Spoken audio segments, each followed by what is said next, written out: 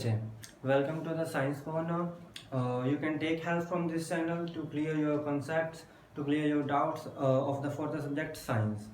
In this channel बच्चे, we will emphasize more on the concepts rather than the learning of science. Okay, so now let's come to our today's topic, refraction of light, which is of the class 10th. Okay, in this video we will learn about the understanding refraction, and we will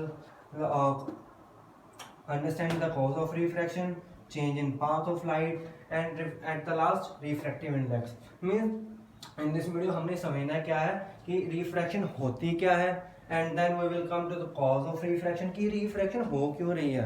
हमने सिर्फ ये नहीं याद रखना कि refraction होती क्या, भी refraction हो भी क्यों रही है. What is the cause of refraction, and then we will learn how the path of the light changes due to refraction, and then at last refractive index. Now let's come to the definition of the refractive index. Refraction. What is refraction? Refraction means the change in path of light. अब देखो light जब आ रही है, ठीक है, वो एक medium से दूसरे मीडियम में जाती है. जब वो अपना एक मीडियम बदलती है तो उस लाइट के पाथ में ना थोड़ी सी डेविएशन आ जाती है, उसके पाथ में चेंज आ जाता है. अब उस चेंज को, उस फिनोमिना को हम क्या बोलते हैं, रिफ्रैक्शन बोलते हैं. What we called it, refraction. Refraction is the phenomena that change the path of light when a light passes from one medium to another medium. ठीक है, मान लो देखो जैसे ये है एयर और नीचे क्या है, वाटर. ठीक है, लाइट आ रही थी एयर मीडियम में से, ठीक है. अब वो जब बच्चे वाटर में जाएगी वो सीधी नहीं जाएगी, उसका पाथ चेंज हो जाएगा. इसी फिनोमिना को हम क्या बोलते हैं, रिफ्रैक्शन. अब हमें ये देखने को मिलती है, आपको भी सर कभी हमने तो देखा नहीं. ठीक है बच्चे, हमने देखा हुआ है, हमारे सामने ये चीजें होती हैं. लाइक बच्चे, आपने शायद कभी नोट किया होगा, जब भी एक ग्लास ऑफ वाटर है, ठीक है, उसमें आप पेन डाल दो या कुछ भी चीज बच्चे डिप कर दो, वो जो पेन, जो पानी के अंदर वाला पार्ट है वो थोड़ा सा टिल्ट हो जाता है, बेंड हो जाता है. अब वो किसकी वजह से है, वो रिफ्रैक्शन की वजह से है. पानी में पड़ा हुआ एक कॉइन, वो हमें ऊपर को दिखाई देता है, लेवल उसका राइज दिखाई देता है, that is also due to the refraction. ठीक है, अब ये जो सारी चीजें हो रही है रिफ्रैक्शन की वजह से. मैग्नीफाइंग ग्लास है, उसमें से हमें जो टेक्स्ट है वो बड़ा दिखता है. वो क्यों दिख रहा है बड़ा, ड्यू टू रिफ्रैक्शन. हमारे डेली लाइफ में बहुत सारी चीजें हो रही हैं, दैट इज जो बच्चे हमें रिफ्रैक्शन की वजह से पता लग रही हैं. अब ठीक है, मान लिया इतनी सारी चीजें हो रही है रिफ्रैक्शन की वजह, लेकिन इसका कारण क्या है, what is the cause of refraction. बच्चे, the main cause of refraction is change in speed of light. जब एक लाइट मीडियम बदलती है, अपना रास्ता बदलती है, तो बच्चे उसकी जो स्पीड की लाइट है वो चेंज हो जाती है, और उसी चेंज की वजह से उसके जो पाथ में डेविएशन आ जाती है. अब फॉर एग्जांपल, हम एक ना रास्ते पे हम कहीं जा रहे हैं, ठीक है, हम कंक्रीट रोड पे जा रहे थे, हमारी फुल स्पीड थी, हम 100 की स्पीड पर जा रहे हैं. लेकिन क्या हुआ, आगे अचानक एक गंदी रोड आ गई, कच्ची रोड आ गई, मिट्टी वाली रोड आ गई. अब बच्चे, जब हम कंक्रीट रोड में से मिट्टी वाली रोड पर पैर रखेंगे तो बच्चे ऑब्वियस सी बात है हमें अपनी स्पीड चेंज करनी पड़ेगी, नहीं तो हम स्लिप कर जाएंगे. सेम बच्चे, लाइट को भी अपनी जो स्पीड है वो बदलनी पड़ती है जब वो अपना रास्ता बदलती है. अब देखो, हमें पता है एयर में जो स्पीड ऑफ लाइट है कितनी है, 3 × 10⁸ मीटर पर सेकेंड. पता है ना आपको. हाँ, अब बच्चे, जब वो लाइट एयर में से पास कर रही थी और अचानक वाटर में आ गई, अब बच्चे उसकी स्पीड इतनी नहीं रहेगी, अब उसकी स्पीड इससे कम हो जाएगी. इसकी स्पीड 2.25 × 10⁸ मीटर पर सेकेंड हो जाएगी. अब ये जो बच्चे स्पीड में चेंज 3 से 2.25 जो हो गई, इसी की वजह से इसका जो पाथ है वो चेंज हो जाता है. अब हमें पता लग गया अभी क्या कारण है इसका, रिफ्रैक्शन का. चलो ठीक है, अब आगे बात करते हैं कि लाइट ने, ठीक है, बेंड होना है. अब लेकिन बच्चे, हमें क्या पता भी किस तरफ बेंड होना है, ऊपर होना है या नीचे को बेंड होना है. क्योंकि अब देखो सीधा जा रही थी, ऊपर को भी जा सकती है, नीचे को भी जा सकती है. मुझे क्या पता लगेगा भी लाइट ने किस तरफ बेंड होना है. एंड बच्चे, come to know by the optical density. अगर तो एक जब लाइट, देखो अब जैसे एयर क्या है, ऑप्टिकली रेयर है। एयर क्या है, ऑप्टिकली रेयर मीडियम। और वाटर क्या है, ऑप्टिकल डेंसर मीडियम। ठीक है, ये ऑप्टिकली रेयर है एयर, और वाटर क्या, ऑप्टिकली डेंसर। जब भी लाइट ऑप्टिकली रेयर मीडियम में से ऑप्टिकल डेंसर मीडियम में जाएगी तो बच्चे उसकी जो स्पीड हो गई वो कम होगी। क्यों? अब देखो जैसे बच्चे हम ना खाली रोड पे जा रहे थे, ठीक है, खाली रोड पे जा रहे थे, हमारी स्पीड फुल होगी। अब जैसे ही आगे कोई बड़ी रोड आएगी जिसमें काफी ज्यादा ट्रैफिक है, हमें अपनी स्पीड कम करनी पड़ेगी। वैसे बच्चे ये रेयर मीन्स खाली रोड थी, डेंसर मीन्स भरी हुई रोड है, ट्रैफिक जाम है। अब जब भी लाइट खाली रोड में से भरी हुई रोड में जा रही है, उसको अपनी स्पीड कम करनी पड़ेगी।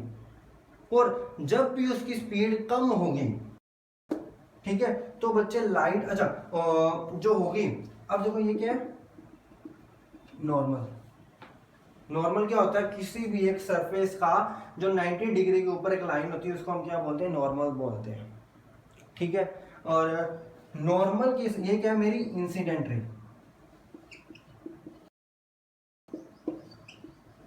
ये क्या मेरी इंसिडेंट रे, ये मेरी कौन सी रे है, रिफ्रैक्टेड रे।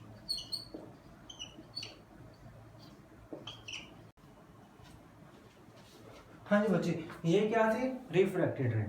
ठीक है, अब इस एंगल को हम क्या बोलते हैं, angle I, that is angle of,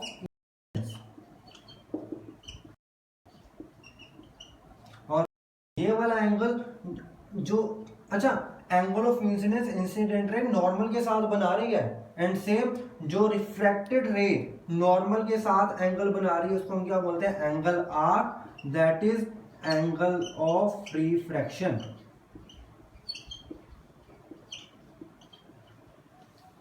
ठीक है, अब जब भी लाइट ऑप्टिकल रेयर मीडियम से ऑप्टिकल डेंसर मीडियम में जाएगी तो बच्चे वो टुवार्ड्स नॉर्मल, नॉर्मल की तरफ जाएगी। इधर सीधा जा रही थी, नॉर्मल की तरफ हो गई। लेकिन अगर ऑपोजिट अगर इसका मैं लेकर चलूं, जस्ट 1 मिनट बच्चे,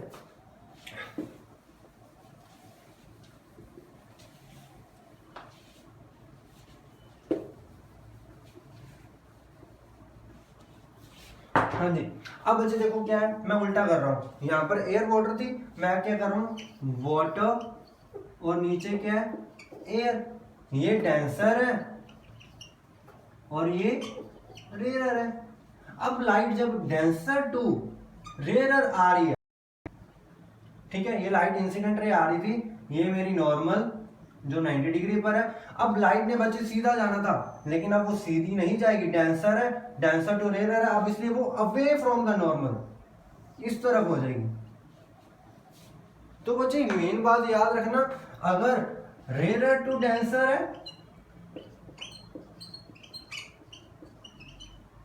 तो टुवार्ड्स नॉर्मल,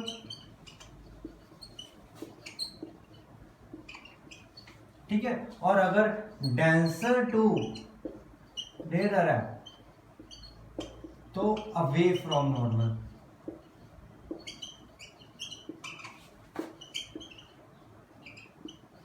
ठीक है, अब हमें बच्चे ये भी पता लग गया कि हाँ भी लाइट हमने किस तरफ जानी है। अगर रेयर टू डेंसर है तो बच्चे टुवार्ड्स नॉर्मल, अगर डेंसर टू रेयर है अवे फ्रॉम नॉर्मल।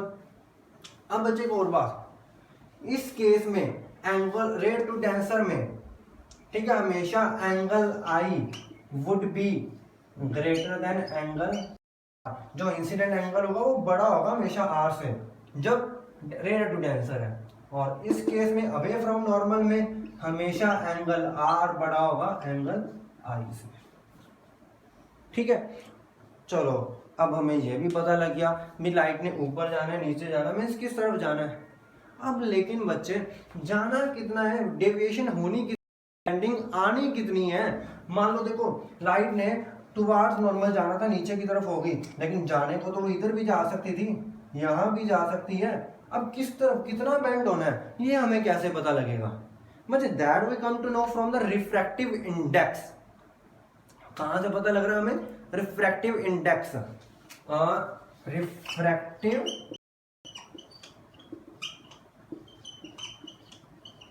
इंडेक्स। अब बच्चे रिफ्रैक्टिव इंडेक्स बच्चे एक क्वांटिटी है, एक हमारी मेजरिंग एबिलिटी क्या लो एक तरीका है जहां से हमें पता लगेगा भी लाइट ने कितना बेंड होना है। And it is defined as the ratio of speed of light in medium 1 to the speed of light in medium 2। Refractive index just 1 minute.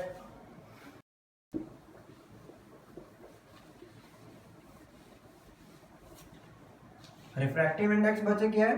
Ratio है किसकी? Speed of light in medium 1 means जिस medium में से आ रही है upon speed of light in medium 2। हाँ एक और बात, रिफ्रैक्टिव इंडेक्स को बच्चे हम या तो n से भी लिख सकते हैं या म्यू से लिखते हैं। या तो इसको n से लिखेंगे या तो इसको म्यू से लिखेंगे। अब बच्चे ये प्योर है, प्योर रेशियो है, ऊपर भी स्पीड है नीचे भी स्पीड है, इसलिए ये यूनिट लेस क्वांटिटी है। इसके कोई यूनिट नहीं है क्योंकि सेम रेशियो है, ऊपर भी स्पीड है नीचे भी स्पीड है। सो एंड में हमारे पास क्या बचेगा कि यूनिट लेस बचेगा ये। सो बच्चे ये थी हमारी आज की वीडियो। अगर आपको अच्छी लगी हो तो please share like and support करते रहना, आगे भी हम ऐसे वीडियोस बनाते रहेंगे। थैंक यू बच्चे।